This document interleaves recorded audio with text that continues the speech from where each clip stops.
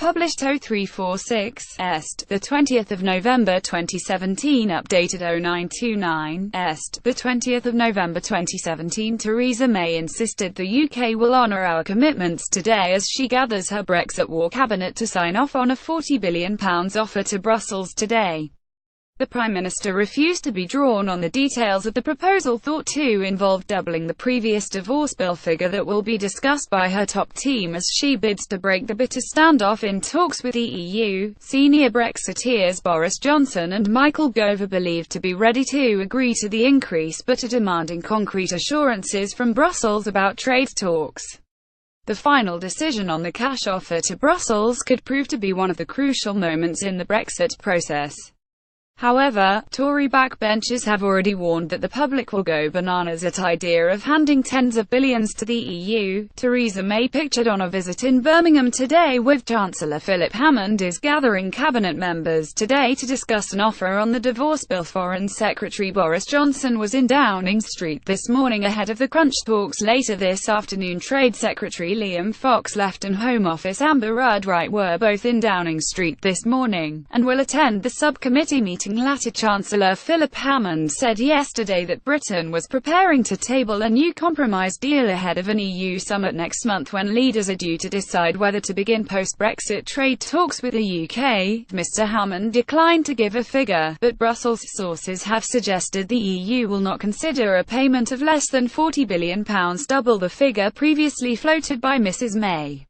In September, the Prime Minister offered to hand over £20 billion during a two-year transition to a new relationship after Brexit in 2019, but EU leaders rejected the offer as too small. Some hardliners in the European Parliament are demanding up to €100 billion. Ministers on a key cabinet subcommittee are due to hold talks behind closed doors this afternoon on how much to offer the EU, and what to demand in return. Mr. Johnson and Brexit Secretary David Davis have both warned the Prime Minister against making a significant new offer unless it is accompanied by guarantees on the type of trade deal the UK can expect from Brussels. But the Chancellor yesterday indicated he was backing a bigger payment, saying there was a very high value in having a close trade relationship with the EU after Brexit.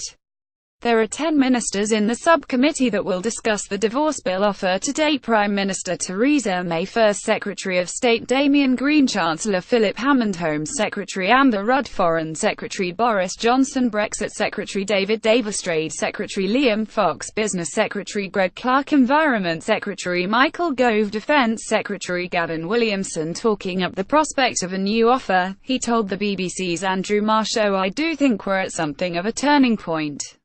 We've had a difficult year. We're now, I think, on the brink of making some serious movement forward in our negotiations with the European Union, and starting to unlock that logjam so that people can start to see clarity about the future.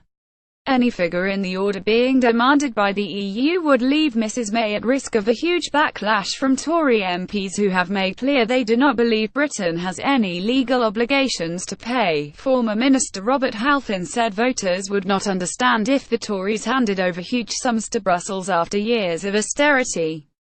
"If we start saying that we're going to give £40 billion to £50 billion to the EU, I think the public will go bananas, absolutely spare," he told BBC Radio 4's Westminster Hour.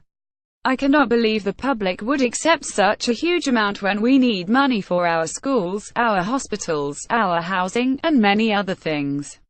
I think that is going to be very difficult if it is going to be that amount of money." Fellow backbencher Jacob Rees-Mogg urged ministers to reject any further financial demands.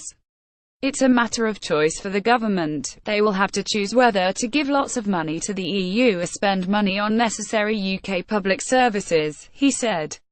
"It encouraged the government to choose our own domestic services, instead of expensive schemes in Europe." Speaking on a visit to Birmingham ahead of the meeting this afternoon, Mrs. May said, "I set out in my Florence speech that we will honour our commitments. I was very clear about that. As I said, for the current budget plan, no other EU country needs fear that they will have to receive lesser pay and more "We've been very clear that we will honour our commitments." Boris Johnson pictured out jogging today, and Michael Gove, pictured right in Downing Street last week, are believed to be ready to sign off on an increased divorce bill offer, but are asking for guarantees from Brussels on trade. Chancellor Philip Hammond said during a BBC interview yesterday pictured that Britain was preparing to table a new compromise deal ahead of an EU summit next month. The Chancellor said the government would make a fresh offer to Brussels ahead of an EU summit next month, when leaders are due to decide whether to begin post-Brexit trade talks with the other EU's chief negotiator, Michel Barnier. Initially set a deadline of this Friday for a new offer, although this has now been extended for a further week. France and Germany, which will have to plug the financial holes left by the UK's EU departure, have both indicated they will delay the opening of trade talks until they receive an improved offer. German Foreign Minister Michael Roth said today that Britain must move on the financial settlement if it wants trade talks. "It is about the money. In the end, it's about the rights of the citizens of the EU and it's about the money," he said. "I have already made it clear that the British must make a move. They must stand by their contractual obligations. They can't be released from them." Ministers are desperate to begin talks on trade in a two-year transition deal at next month's EU summit in Brussels. Mr. Hammond yesterday suggested ministers would act to ensure a deal, saying, "We will make our proposals to the EU in time for the Council, I am sure about that." The Cabinet's Brexit Strategy and Negotiations Subcommittee is due to meet today to try to thrash out an agreement on a new offer.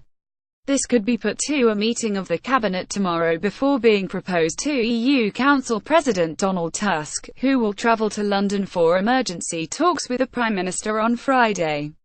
Theresa May, pictured visiting an engineering training facility in Birmingham today, could face a rebellion over any big payment to the EU. Jacob Rees-Mogg left and Robert Halfenright are among the Tory MPs who have warned about handing over large sums as a divorce payment to the EU, but, despite Mr. Hammond's assessment, there is no guarantee of agreement among ministers.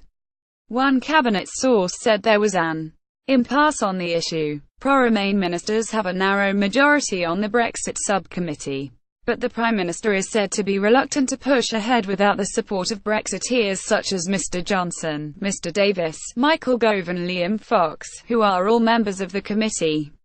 Mrs. May will come under pressure today to get guarantees from Brussels on the future relationship with the EU before agreeing a new sum. Failure to get agreement on the divorce terms next month will lead to renewed calls for the government to prepare for leaving the EU without a trade deal, and some pro-Remain MPs are also nervous about handing over large sums to Brussels without receiving guarantees in return. Tory MP Stephen Hammond said he was not opposed to increasing the offer, but added, "We have to be clear what we're paying for and what we're getting."